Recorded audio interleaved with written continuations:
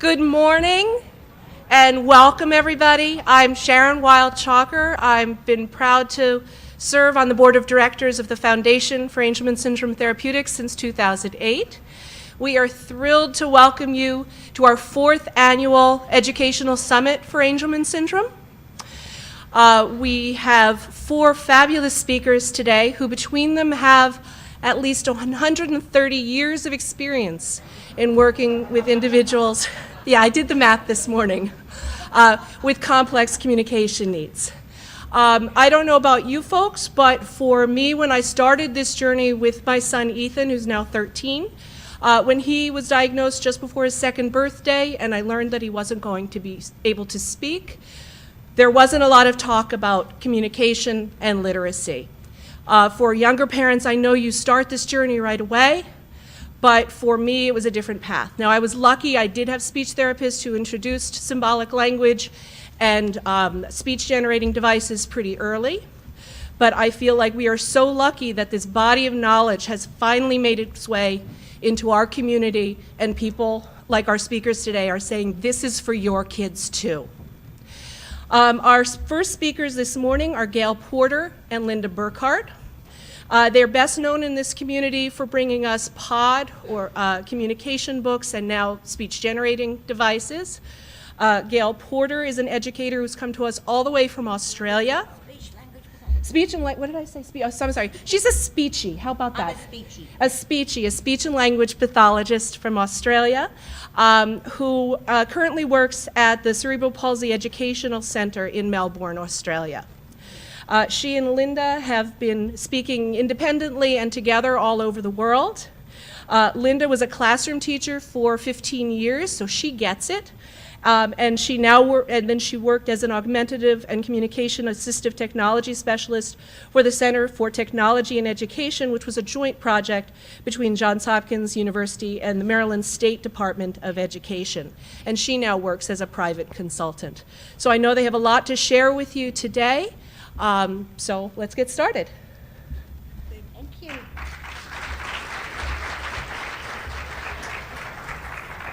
Thank you very much for inviting us here today. It was very exciting. Our topic is which way to autonomous communication? Aided language stimulation towards autonomous communication. So we'll be looking at both those concepts. You know, when a parent is first told your child needs to learn to communicate using ASE, it's sort of like a foreign language. What is this thing called ASE? You know, people start showing you things. You've got absolutely no idea, usually, what that means. Most parents who are introduced to ASE, they've never actually met anybody who communicates competently using augmentative and alternative communication. So it's a bit of a mystery. And then people start talking about augmentative and alternative communication, about modalities. So will you use sign language? Will you use speech? Will you use pictographic communication? A range of different types of aids. You're introduced to different hardware options. So a paper communication board or book, a iPad, a dedicated speech generating device like a Tobii or a Dynavox or Liberator device, MinSpeak device. A range of different words and terminologies are coming at you. Then there's the software, the apps. So you've got an iPad, but you could have a whole variety of different applications or softwares on that. And each of those applications may use different symbol sets, they may have different functionality. All of that is varying. And then there's the language organisation. So even within the one hardware, iPad, software, Proloquo Go, language organisation of their core plus fringe sort of vocabulary organisation, you've got core plus fringe, you've got some of their basic, Encompass, you've got POD, you've got Gateway, you've got their Navbar series. So there's a whole variety of different approaches to organising language on that device, and it may even be within the same hardware or software. Then you've got the page set. So the page set is which version of the language organisation are you going to use? Is it beginning, intermediate, advanced? In POD, is it an early functions, an expanded functions, a complex syntax? So there's a whole variety of terminologies and decision making that you're already part of as the most important people in your children's life, their parents. And then we get to which intervention approach? PECS, aided language stimulation, etc., etc., etc. Well, how are we actually going to teach whatever it is we've chosen in modality and communication aid? And what does effective AAC actually look like? What is good AAC? What is a good outcome? What should it look like? The big one, how does my family do this? In addition to everything else that we're managing, raising a child with Angelman syndrome. And the big question that other people might ask, and you might ask yourself sometimes, is it possible for my child? Lots and lots of questions. And I think it's a bit like a maze for families. It's like, which way should I go? What is the direction? And at these moments, I'm reminded of Alice in Wonderland, when Alice asked the Cheshire Cat, "Would you tell me, please, which way I ought to go from here?" And the Cheshire Cat says, "That depends a great deal on where you want to get to." Now, Alice goes on and says, "I don't really care where I go." And the Cheshire Cat says, "And it doesn't really matter which way you want to go." But for us, I think it really does matter where you want to get to. And having some concept of where you want to get to can really influence the decisions that you make for your child and family. I want to, what are those desirable outcomes? What could it look like? Where do you want to go? I want to share with you today a concept of desirable long-term outcomes. So one of the ones when we're looking at the desirable long-term outcome in communication is that you're able to say what I want to say to whoever I want to say it to, whenever and wherever I want to say it. You're able to express yourself. And also that you're able to understand other people. But Light and McNaughton remind us that really the long-term destination for any AAC intervention is not just communication. It's actually how the communication allows us to participate effectively and attain our goals in life. More specifically, it reminds us that the ultimate goal must be to help people live happy and fulfilled lives, participate fully in education, employment, family and community life, feel safe and secure, feel valued and respected for who they are, be able to develop friendships and intimate relationships, and have meaningful contributions to society. And that's basically what we want for all children, for all of our children to grow up to experience that. So what sort of communication do you need? What sort of communication helps you achieve that? So I want to share with you today a bit of some concepts that I've had in my head for a couple of decades that actually some of them come from the literature on augmentative and alternative communication, and some of them I've sort of tweaked a little bit along the way with my learning with a range of families and people. And these are the concepts of communication autonomy, communication accessibility, communication requirements, communication competence, and habits for communication at any time. So these are things that help get to those desirable long-term outcomes. These concepts help us work out what is a good outcome. One day I worked out that I could jiggle the letters around and come up with ARCH, which was rather nice, because now I can say these are the concepts that overarch every single decision-making process that I make as a speech pathologist. They influence the design of communication systems, the choice of intervention strategies. I use them as outcome measures. If what I'm doing in intervention is positively influencing one of these concepts for the individual, then that's heading towards a good outcome. If what I'm doing doesn't actually change one of these concepts for the individual, then maybe I shouldn't be doing it. So I want to share this with you today because I think it may help you when you're faced with decisions as parents to evaluate different choices that are in front of you. So let's just start with what is communication competence. So communication competence, as defined by Janice Light, is sufficient knowledge, judgment and skills in 4 areas. So I'm going to use some of the fancy speechy terminology and then tell you what it is, because I always think it's great if parents know the terminology, because then we can't exclude you from conversations so easily.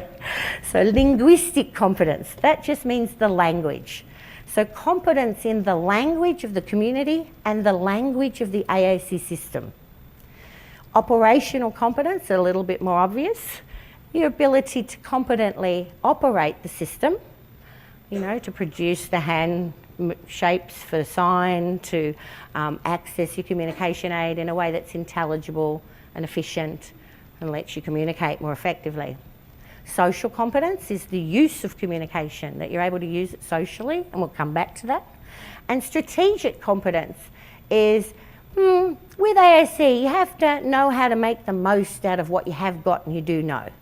So how do I sort of problem solve around things to make sure I can communicate, even if I don't have the right word, how I combine different modes, how I choose which way to say something to a particular person.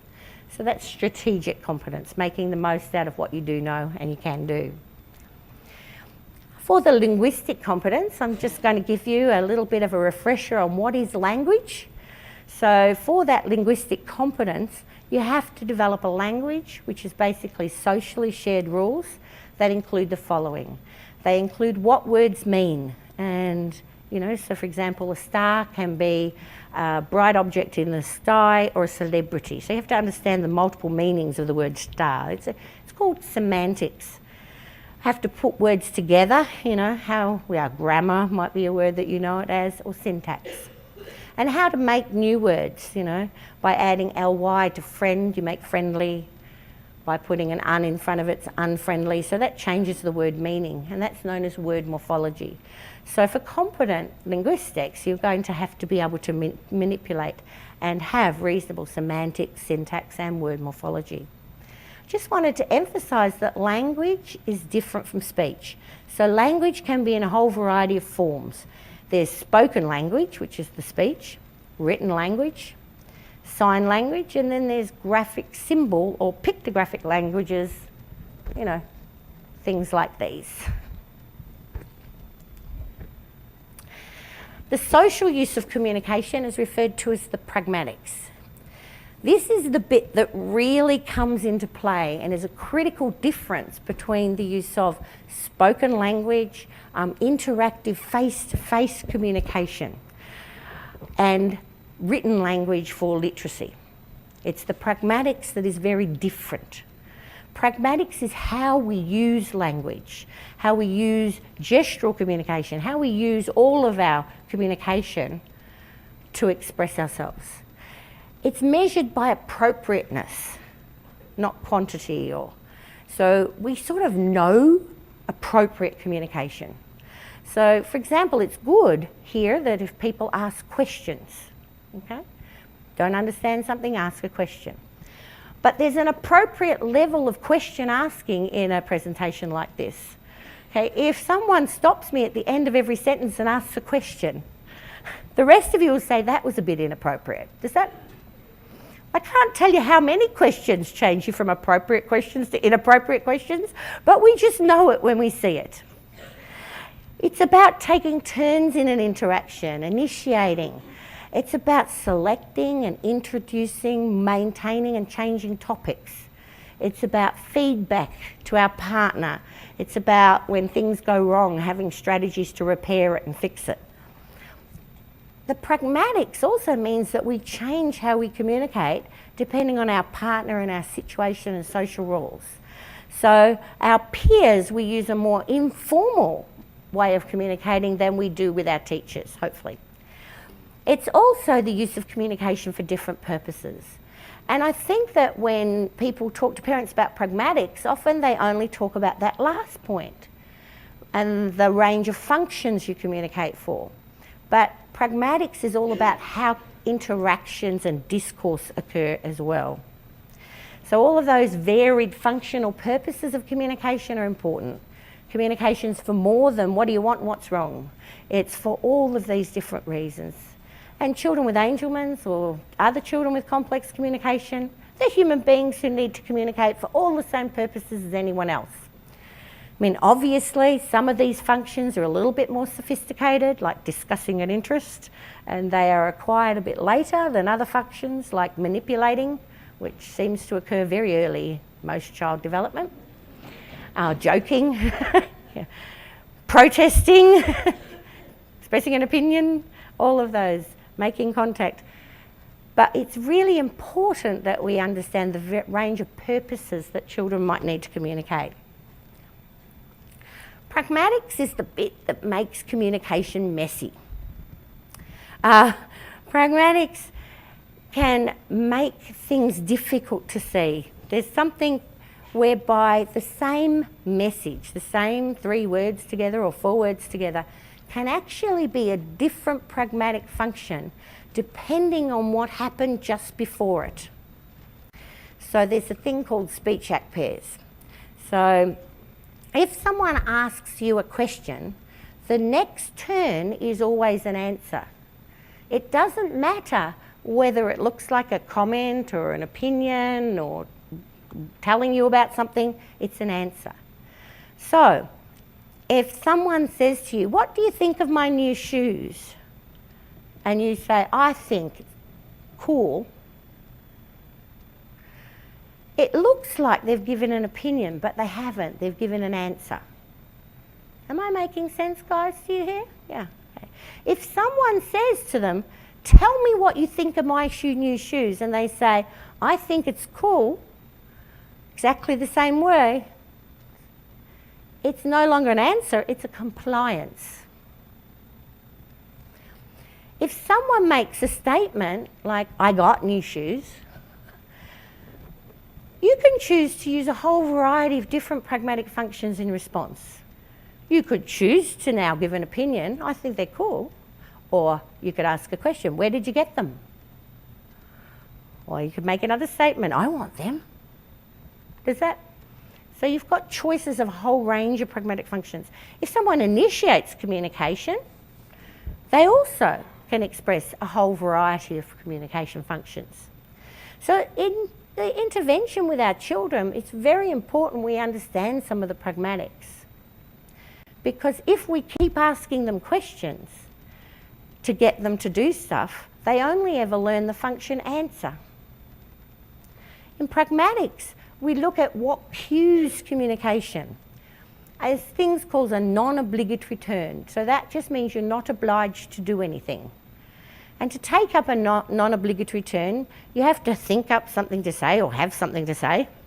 You have to recognise there's an opportunity within the interaction or there's a context to say that particular message. And many of our children will need more time. They'll need more pause time to actually take up that opportunity. And they'll communicate their message.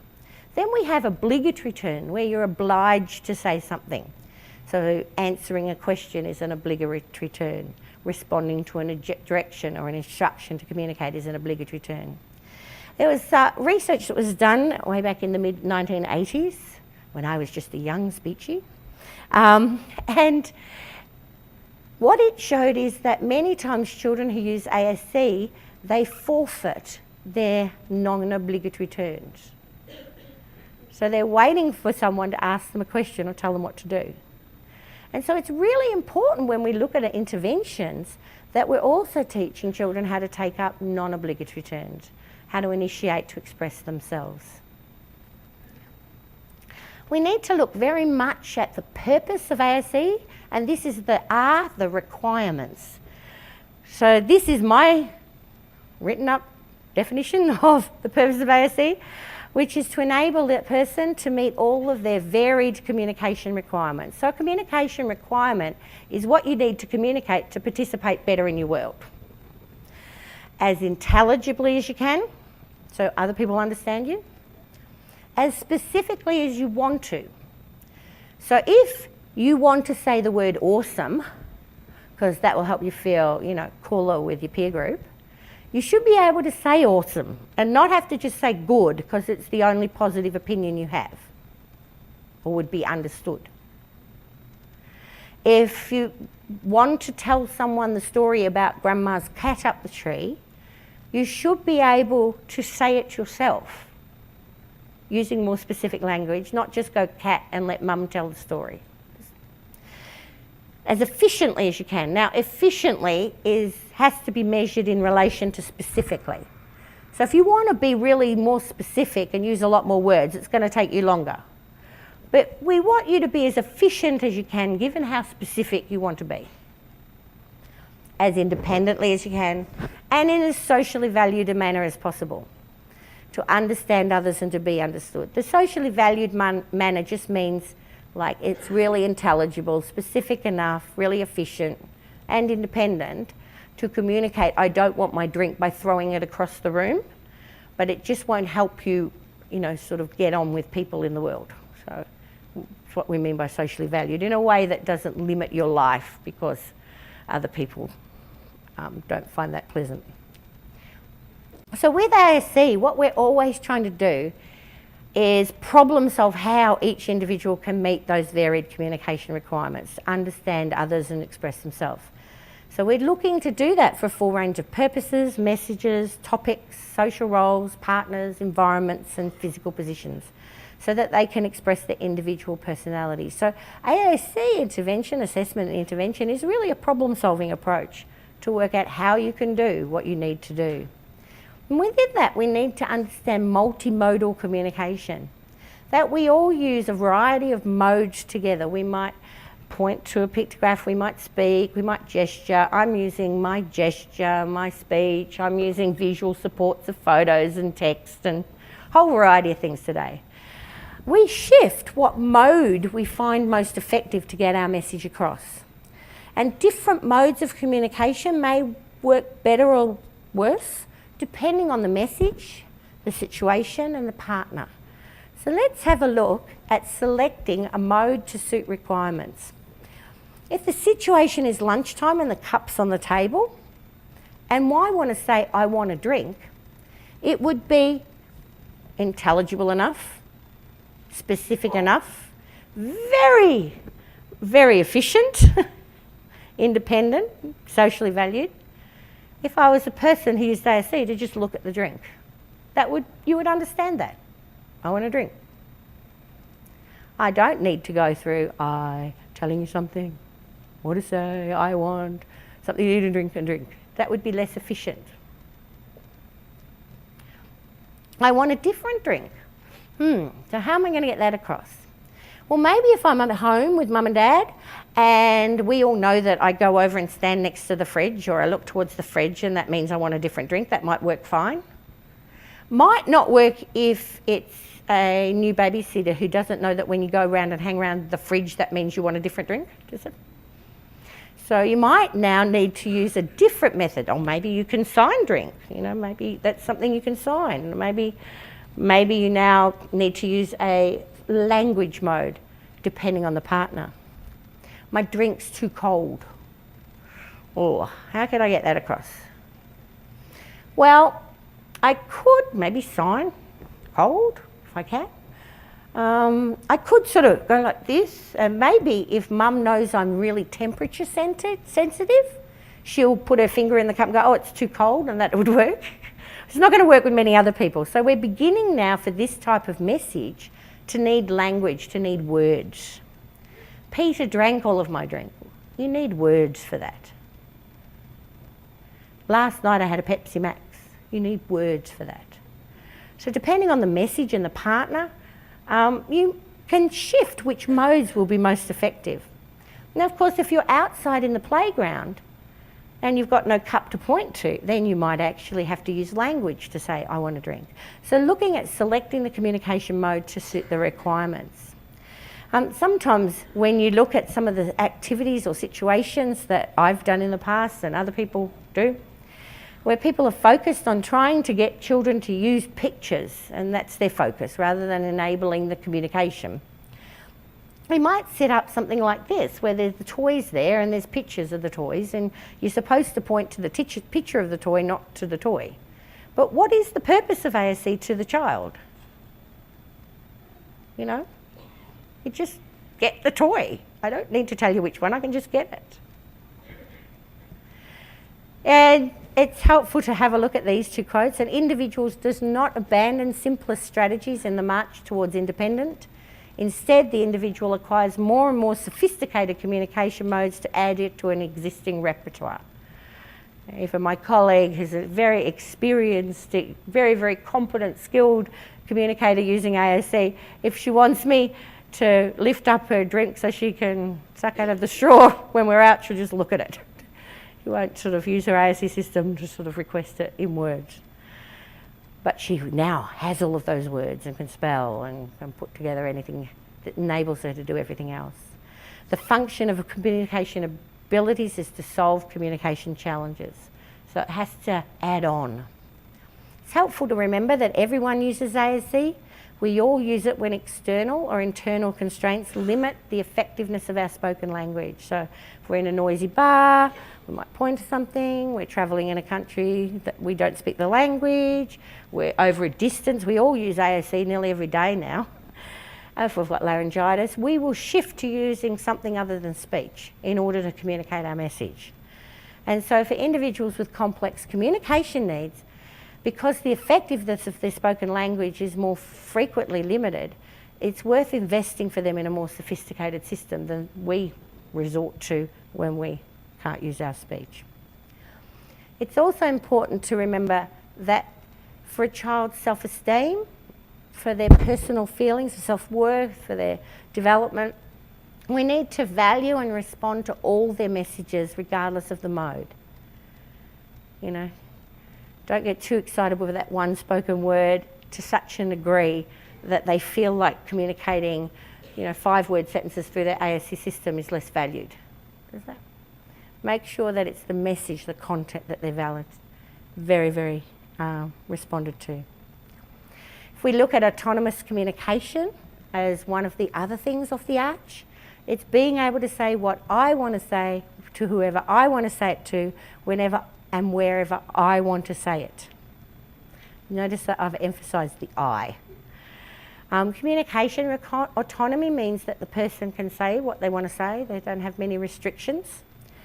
They can be responsible for their own language production. They're not relying on someone else to put all the words on them.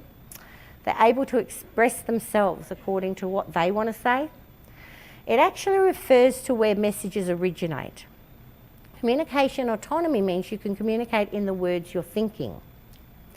So if you have a look at this situation, whose message is it? The child's thinking blocks. They don't want either of those two toys, they want the blocks. So the child would have to be able to communicate blocks to be autonomous, is it? Because that's what they're thinking. I don't want to play. The child would actually have to be able to say, I don't want to play. They're not going to choose one of those because I don't want to play. Autonomous communication would mean I could express that thought. They might be completely off the topic of playing and saying, I've got a sore foot. Autonomous communicators would be able to say what it was they were thinking to say, not dependent. When we're looking at autonomous communication, sometimes people confuse, like choice making, because it does let people select a preference. But choice making only lets people select a preference from things other people have given them as an option. So if I say to you, do you want to go swimming or bowling? And you select bowling, often people will say, she said she wanted to go bowling. But she didn't say she wanted to go bowling, she selected to go bowling. We actually didn't hear what other ideas she might have had. Answering a yes/no question, do you want to go bowling? Yes. People will say, she said she wanted to go bowling, and I don't understand why she's not happy bowling here. But she didn't say she wanted to go bowling, she agreed to go bowling. In classes, we have multiple choice options.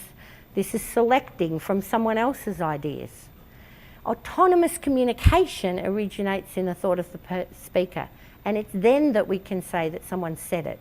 So if out of the blue someone comes and says, I want to go bowling, that's them saying they wanted to go bowling. And I think that sometimes that's really important to get the difference in our mind when we're looking at what sort of system, what sort of intervention. What are we actually looking for in terms of developing our child's communication? I just wanted to make the point that autonomous communication is not necessarily always sophisticated or complex language. Because it's communicating in the word you're thinking, if you're at an earlier stage of development, you will be thinking less complex thoughts and therefore need less complex language to express them. So if today the one thing I really wanted to say was to tell my brother to go away, and I could tell him go away, then I've been autonomous. Of course, if you are thinking much more complex thoughts, you will need more complex language in order to be autonomous. Autonomous communication is also not necessarily independent. Another person can help turn the pages for you, help you access the device, to enable you to say what you wanted to say. The other side part of that is independent communication is also not necessarily autonomous, particularly when we come to it like a speech generating device. People sort of think, well, having it talk out loud on an iPad or a speech generating device, that's more independent. But it actually depends on what you're selecting from. Let's give you a chance. So have a little bit of a look at my picture. Come up with an idea. And in a minute, I'm going to give you a display on a speech generating device. I'm going to sort of go through them, and when it gets to the one you would have pointed to and said it out loud all by yourself independently, I want you to put your hand up. Okay, so here they are. This is what's on your display. Are you ready? Okay, you know which one you're pointing to?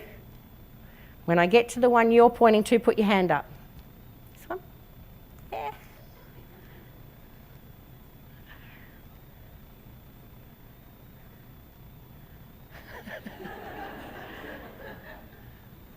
Come on, guys. Yeah. Okay. All right, very good. Okay, now I'm going to ask you some questions. Who independently said through their speech generating device exactly the word they were thinking when I put up the picture? Oh my goodness. Did you see all these people? Did you see everyone speaking out loud? Independently accessing a device and speaking? And yet there was not one autonomous message there. Who said something that was really close, it just wasn't the exact word? So there were some people who got close. Who just chose something that they just didn't disagree with? Yeah. So most of you just played the game, and I'm supposed to do this. Who said nothing? Okay, you guys are the autonomy or die crowd. You're the kids who, when they give you the choice between two, don't do anything. They fail choice making. Because I don't want either of these, so I'm not doing it.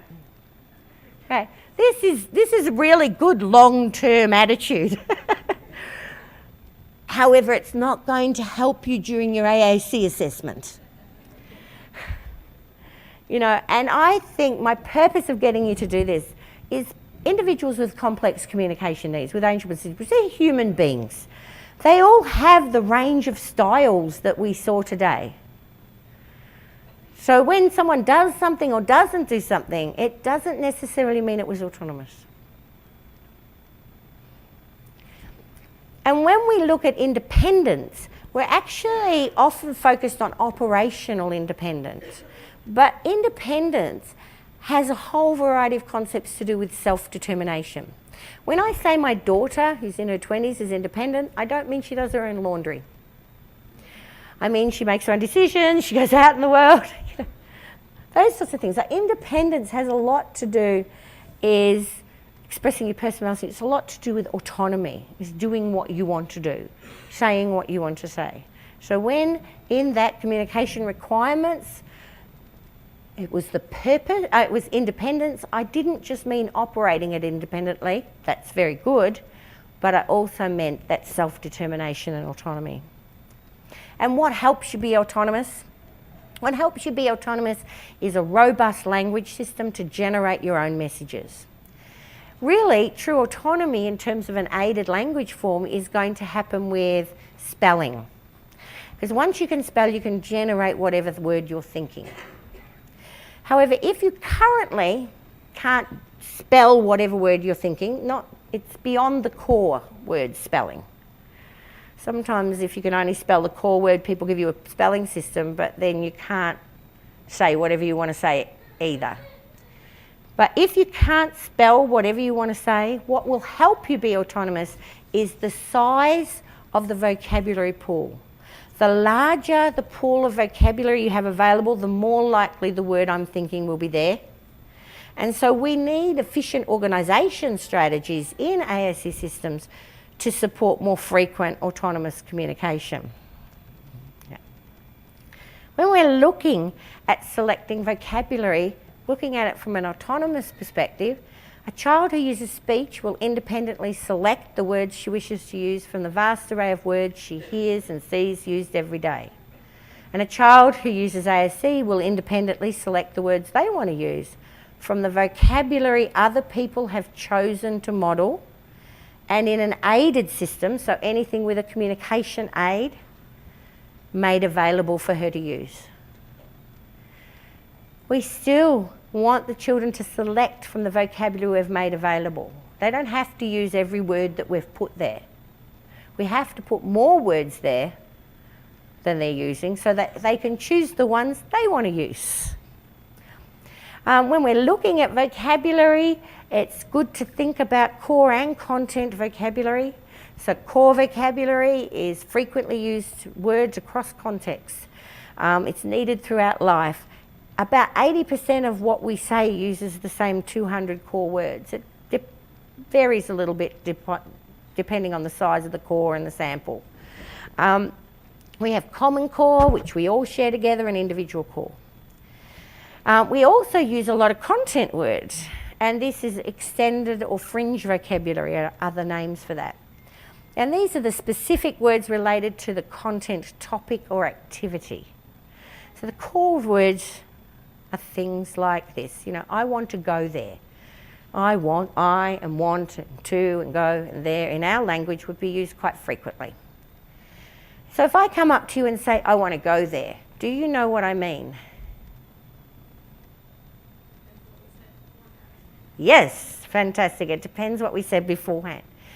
If I came up to you out of the blue and said I want to go there, you'd have no idea, and that's when I need the content word to be specific to intelligibly communicate my message. I want to go to Australia. If we had just been talking about Australia and you said I want to go there, it would be intelligible. But we need both core and content vocabulary.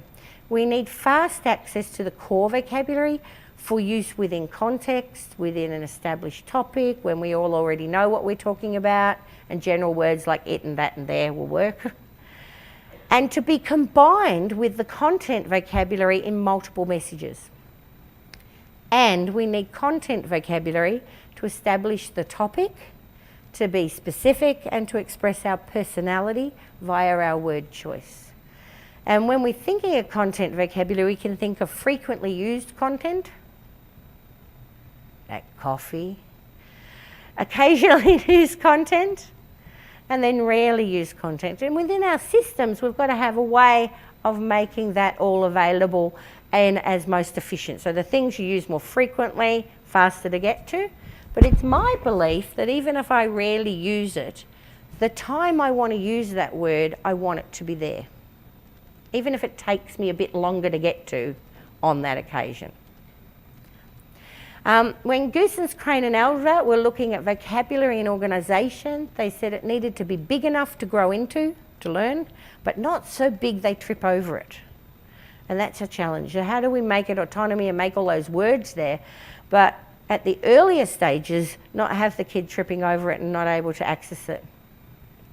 Couple of things within that is, one is development. Just going to pull this up. I'm not expecting anyone here to be able to read anything here much, but it's an example of language development and when different language structures come in. At the earliest stages of language, children tend to talk more in whole meanings at single word level. It's more about the pragmatics and the semantics. As we develop, using Linda's computer, as we develop at 3 years of age, you'll see that intonation is still mainly used to mark questions. They don't use the am and the is and the are and will at the beginning of the questions. You know, those sorts of little words are still being developed during that period. By 4 years, it's all coming in.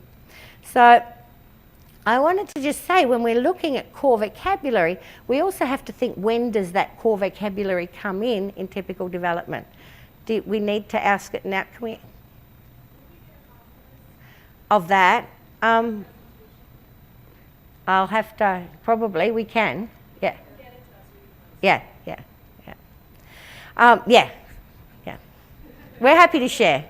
That's just my little, that's my cheat sheet. Having done all the research on language development, because I'm a speechy. That's what we do. Okay, so aided language form is another issue. With aided language, there's no intonation. So whereas typically developing kids will make the difference between me book and me book, and you'll know the second one is a question, there's no intonation in ASC. You can't simultaneously produce the actions and the gesture at the same time as the word. So in typical development, dat is a really common core word in speech, dat. But the meaning is actually in the point, dat, dat, dat. In ASC, if you're going, you can't actually refer to what the that is at that single word level. So there's some form differences that we need to be looking at when we look at what is priority vocabulary early on, whether it's voice output, electronic or non-electronic. So if you've got a paper-based system, actually you're more efficient to try and learn to wave and make a noise and look at people to say hello, because by the time they've come over and looked where you're pointing, you've already said hello. Does that? Voice output, calling out hello across the room. So there's some variations in what works. The fact that we have to predict it and make it available in a physical form, and you have to lay it out spatially, so you can't access all of your words on one level, and this really influences the speed of communication. There's another issues in terms of big enough to grow into it, learn it, but not so big that you trip over it, is the visual and motor access. At the earliest stages, you want to ensure that the children are successful without having to concentrate on the operational procedure, looking for a tiny little button, getting my finger right on it.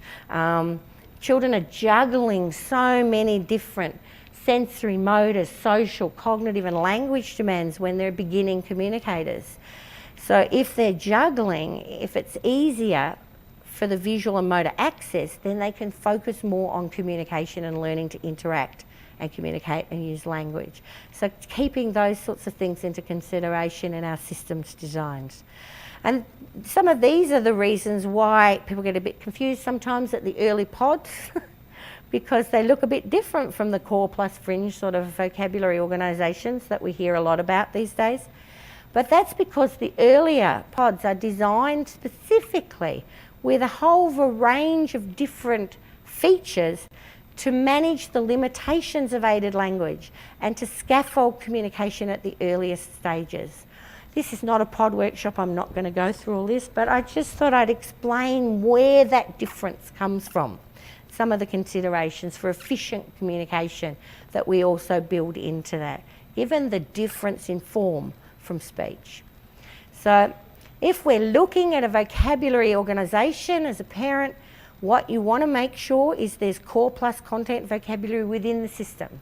It doesn't have to be organised with the core on the front and the fringe on the side, but their core and fringe vocabulary has to be in there. The page set has to support autonomous communication and learning, given their current stage of development. And you'd look for whole language organisational systems that allowed for development that built on previous learning. So what do I need now? And is there a next complexity that allows me to go along that pathway without having to relearn all the symbols, relearn everything at the next stage? We want to look for successful visual and motor access without compromising the communication autonomy. Accommodate for difference in the aided language form. We want it to maximise efficiency for all varied communication functions and messages. So giving an opinion, is it different speed you need than telling you the whole story of your life? There's some different ways that different types of messages are better organised. And it allows for the individual autonomy, personality and style to be built in.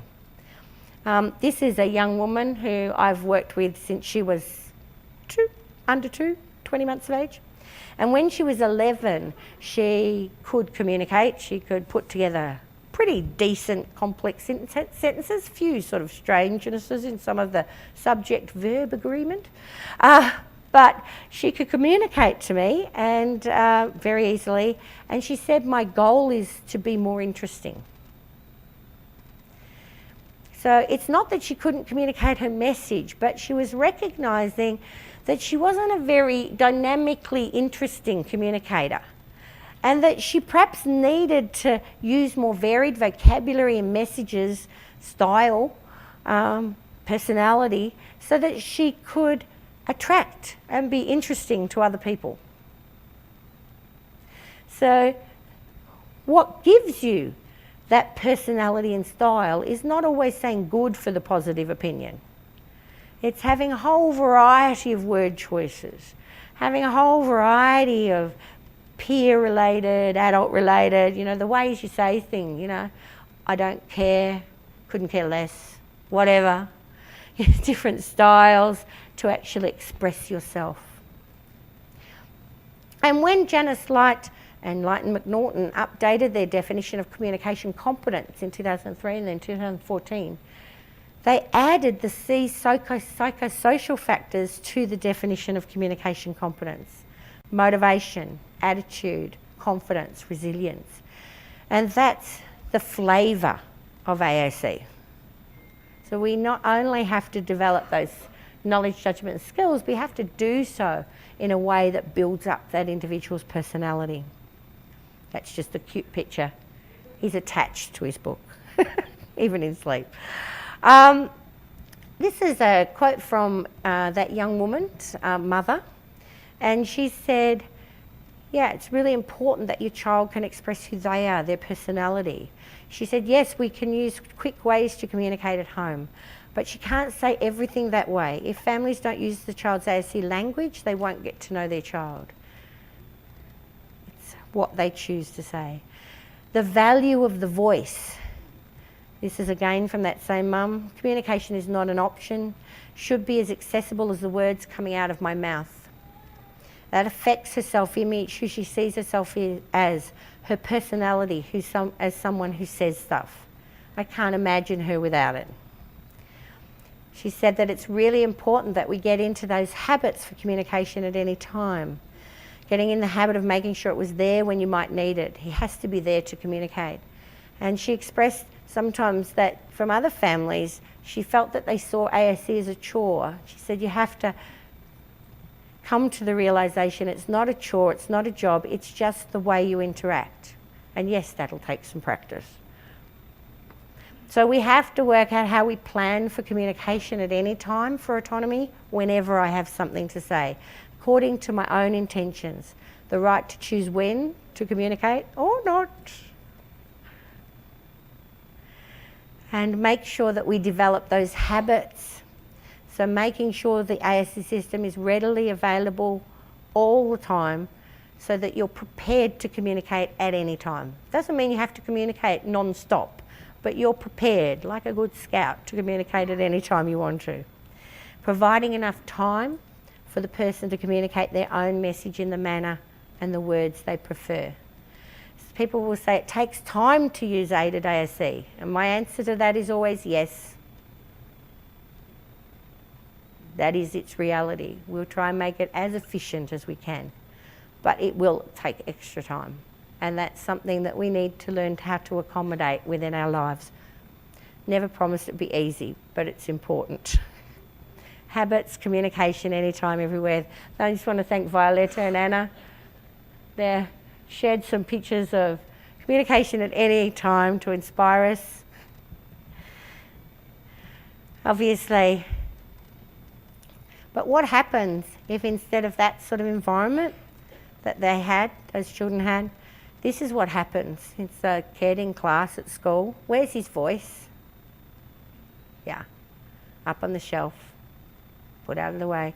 What do you think that implies to him? Does he think that people think he has something to say? No. They don't think he has anything to say. He might think, I don't need to communicate now. He might disengage because he doesn't need to participate in this activity.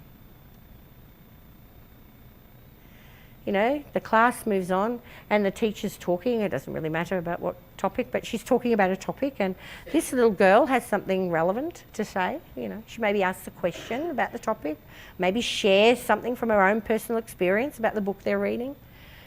He's also got a thought or an idea, opinion, a question. Can he communicate it? Does he know how to initiate? Has he ever seen anyone use ASC in his class? Does he know that you're allowed to use ASC to communicate in your class? So how do we help people see that this is the same as this?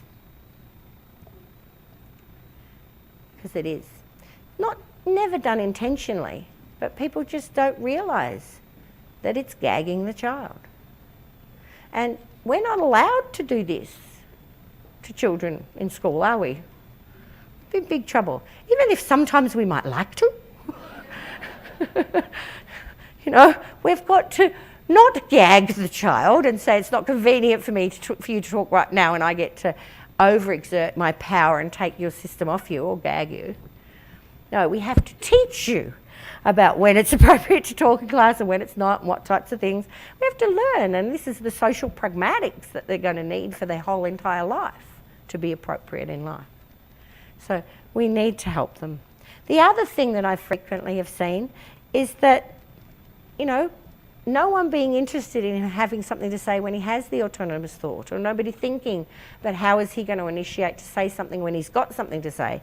The schedule changes, people come in and say, now it's time to talk, and they shove a communication system in front of them when they've got absolutely not an idea in their head to say, of anything to say.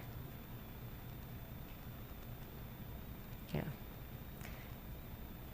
What do you think for this young guy? What do you think his connection will be with his ASC system? What do you think he'll see it as its purpose? Will he see it as his own tool to communicate according to his own intentions? Will he see it as something that enables him to say what he wants to say?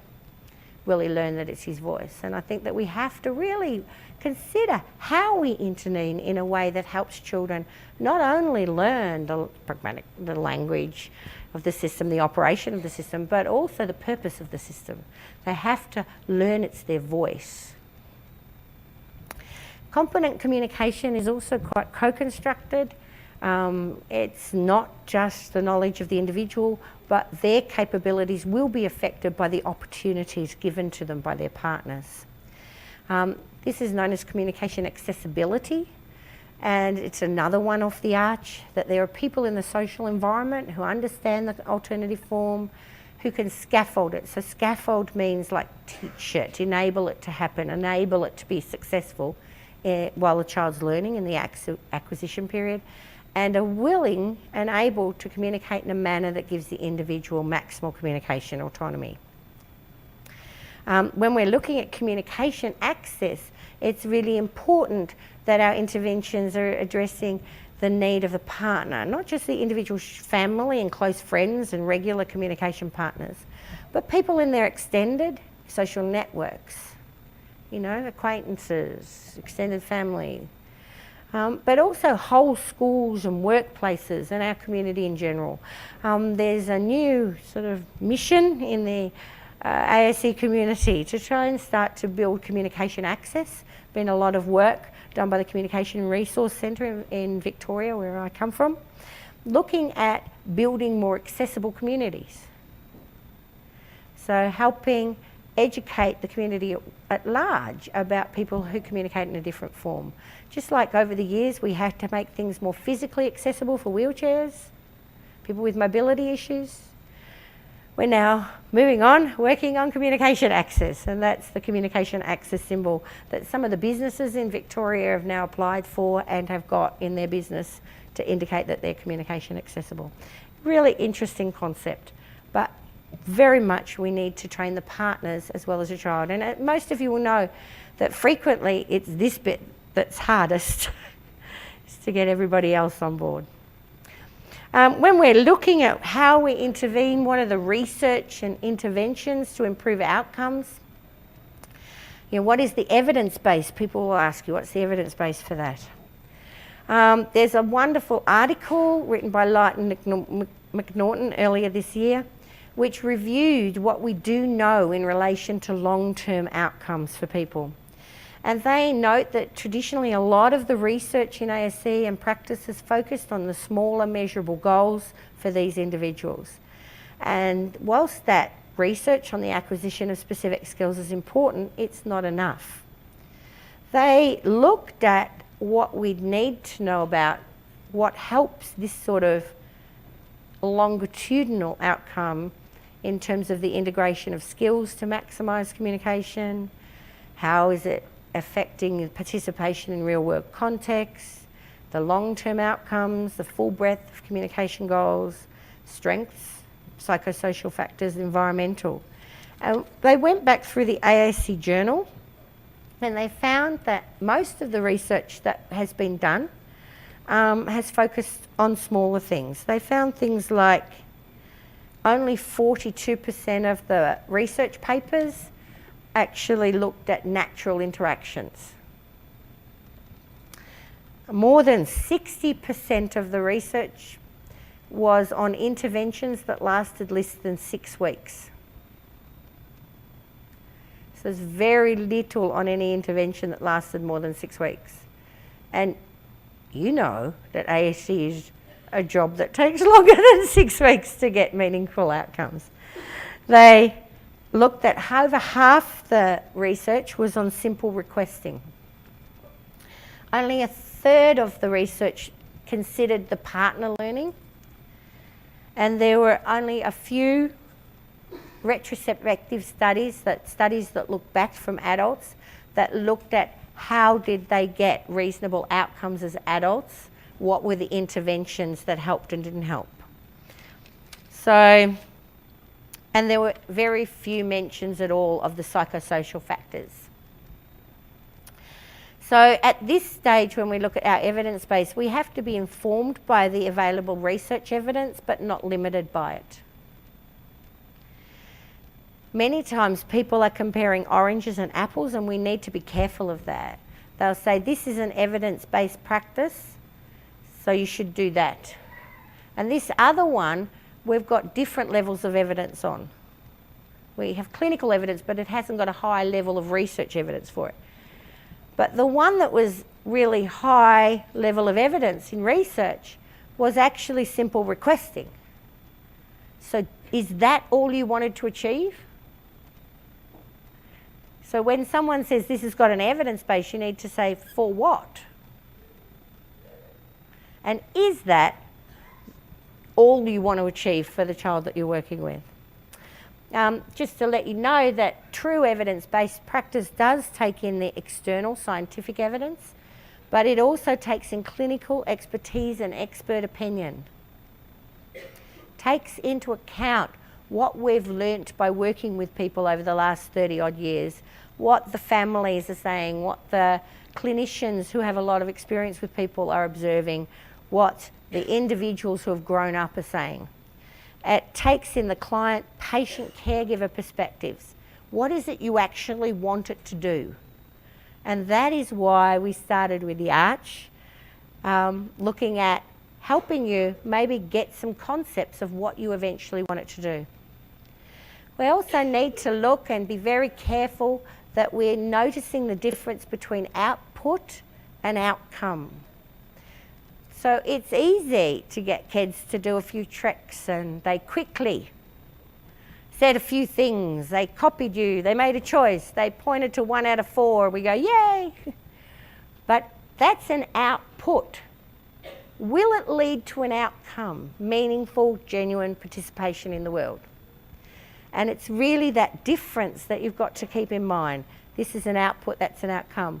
I frequently say to people, it doesn't matter what my clients do with me. I mean, it does. I get to model it, they get to learn things, I get to show other people how to support them. But the outcome can't be measured with me because I'm not a part of their natural environment. Doing it with me is output. I need to look, did it make a difference in their real life? And that's an outcome. Keeping that in mind. And these are the sorts of concepts that, and our current understanding of the world, you know, communication autonomy, accessibility, requirements, competence and habits for communication at any time. These are concepts that will help us work out whether something is giving an outcome.